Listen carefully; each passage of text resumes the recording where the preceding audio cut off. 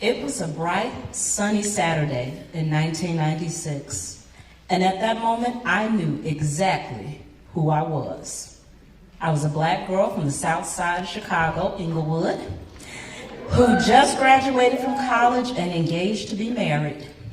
I didn't live in Chicago anymore, but nearly everyone I loved still did. So it was not uncommon for me to spend a Friday through Sunday in the city, hanging with my sister, laughing with my brothers, and eating Harold's with my mama.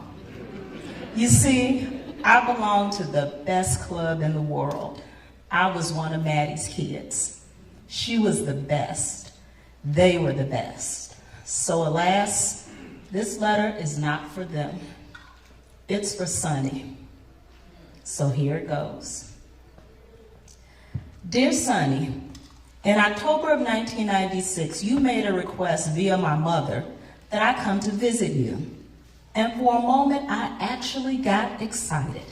I mean, I'd never been to your house before. That sounds odd now, but at the time, not so much. I was one of the luckier kids in my neighborhood growing up.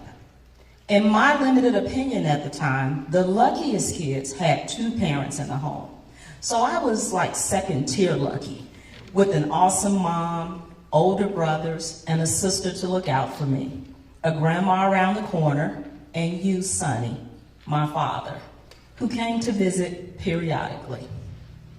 At the time, I hadn't seen you in over 5 years.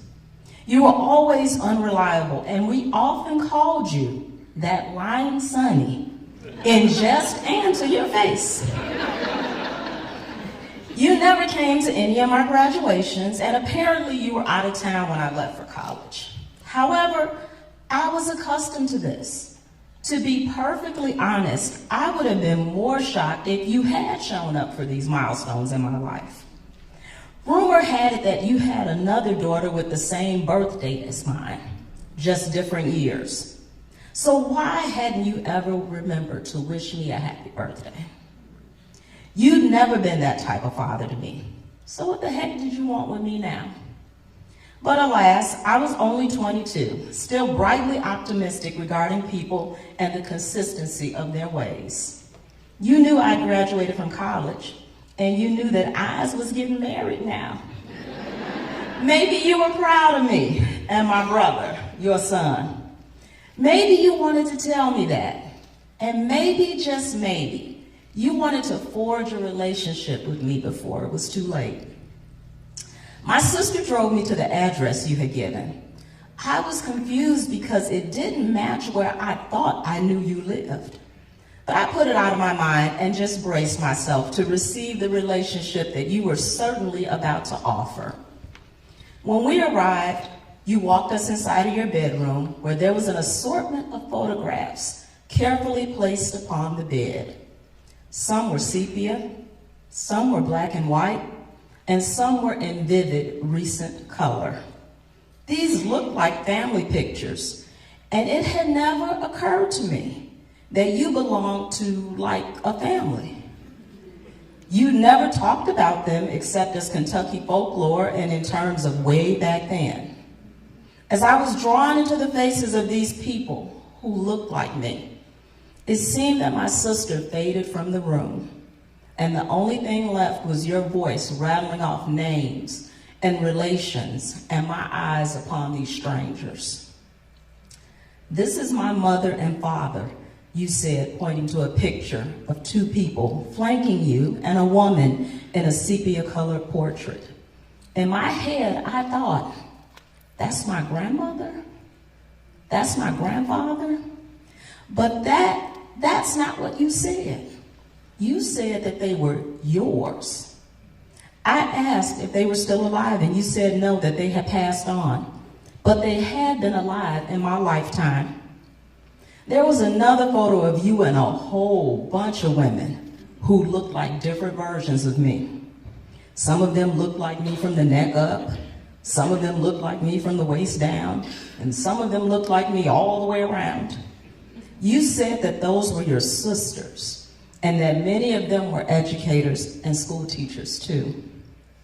You called them your sisters, not my aunties, not mine, sitting there, looking like me, smiling like me, filling out a dress like me. Yours, but not mine. And then there were your kids, all older than me. A couple of the girls even looked like me. And soon, you made it clear to me that for the past 22 years during which I had drawn breath, that they had known nothing about me. To them, all these people in these pictures on this bed, I did not exist. But now, in your aging years, after having a stroke and no longer able to drive that burgundy Lincoln Continental that was your trademark, you wanted them to know. You wanted us all to know. To know what? To know each other? I didn't even know you. I was in a daze that day. My concept of reality turned upside down. How had I been so blind to miss the signs? But then again, what did it matter if now you were trying to make things right? I gave it a chance. I was open-minded. I even connected with one of these newfound so-called siblings of mine. A year later, she came to my wedding. A year after that, she died. You asked my mom to ask me if you could walk me down the aisle. For me, that was a quick no. Because my oldest brother, Don, was my first and only choice for that honor. But Don, in his wisdom and kindness of heart, said, if he wants to do it, I'll let him do it. It'll make Ma happy. And so you did. And so we did. And truth be told, that's all you've ever done. Your claim to fame and presence in my life can be boiled down to one day in October of 1997, when you walked me down the aisle and stood next to me in some pictures. I wasn't old enough to process all that was happening then. And now, I'm twice the age I was then, and I've got just a little bit more insight now. That information that you unloaded on me about your other family and all the folks who didn't know I existed, you didn't do that for me in hopes of bridging some bonds. You did that for you. And just like every other selfish thing you did in your life, like being oblivious to tuition payments and not even phoning in a happy birthday, like having grandkids you never bothered to get to know, or sitting back and letting my mama bear the load of raising us on her own. Yeah, you fell through when you wanted to, but I'm grown now and I know that's not how parenting is supposed to work. You laid out your sins and history to me to absolve yourself and to clear your conscience. And you didn't give a goddamn about what it did to mine or my sense of self. In all honesty, you could have kept all that to yourself and took that mess to the grave, because you had no intent of making anything right. And you still had no desire to really be my dad. That Sunday of Labor Day weekend of 2006 was the day after my mother's funeral. You had not attended, but God put it on my heart to bring you an obituary and some flowers. And so I did. You seemed sad, and you probably were, because in your own way, you cared about her for decades, longer than I'd lived. But clearly, that did not translate into any sort of fatherly type of feelings toward me. You frequently told my mother that you knew I hated you and was mad at you, but that wasn't true. I didn't even know you. I was indifferent and confused. You wanted me to be mad at you because deep down inside you knew I should be. And you sealed the deal on that day when, as I stood there, now a motherless child awash in grief, you brought our visit to a speedy close because one of your other legitimate daughters was on her way over and you didn't want her to see me. I left that day with tears streaming down my cheeks and my daughter asking why my dad had made me cry. I even left you my phone number on that day 16 years ago. It has never changed, and you have never called. To be honest, I did call you a couple times after that. But hearing your voice answer the phone and realizing that you were still alive and still not checking for me actually made me mad for real. So I stopped doing that. In the years that have passed, I've come to terms with a lot. First and foremost being that whatever was between you and my mama ain't none of my business. Regardless of that, you had so much room and so many opportunities to be a better father to me. But instead, you made me a secret. The stuff of which legends are made. The outside child who shows up at the funeral. But this ain't no Tyler Perry movie, and I don't get down like that. This is real life. You made me a secret, and since then, that is what I have chosen to remain. But all the while, I've worked hard, and sometimes been referred to as an overachiever. Some of that is because I am just a hard worker, and my mama raised me and my siblings right, which is why my brothers are awesome Black fathers, husbands, and uncles now. The rest of it was to show you just how great of a job my mother did raising us without your support. Yes, I believe I've used my achievements to validate my existence. And maybe one day, if I accomplished enough, you'd regret not acknowledging me. You'd regret selfishly pushing me into the shadows.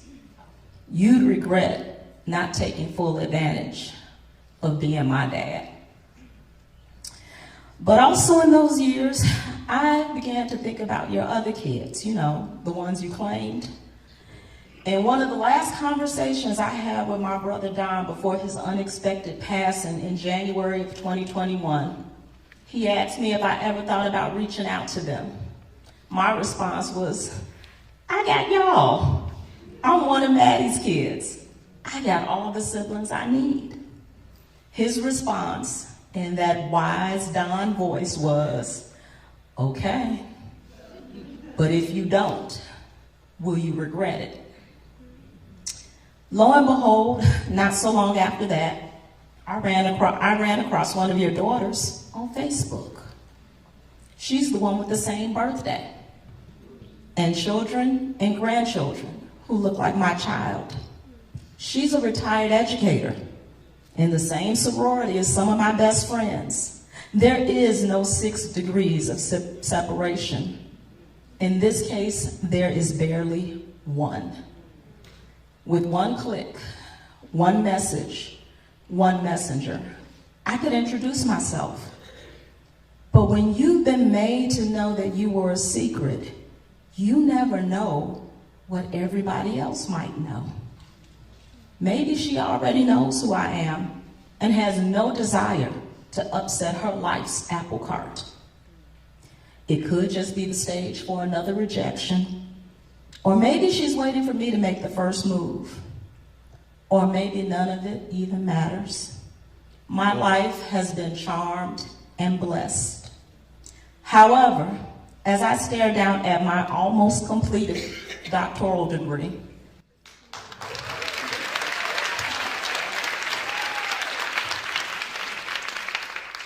I wonder how the name on that parchment should read. My current last name speaks of things that cease to be. My previous last name was just nostalgic at best. And if I was to reach out to this sister by the same mister, with her maiden name, now my new surname, preceded by the title doctor, would it make a darn bit of difference in how I would be perceived or received? Or would I still just be a secret? I suppose that remains to be seen. Sincerely, Mattie's youngest child, almost Dr. Me.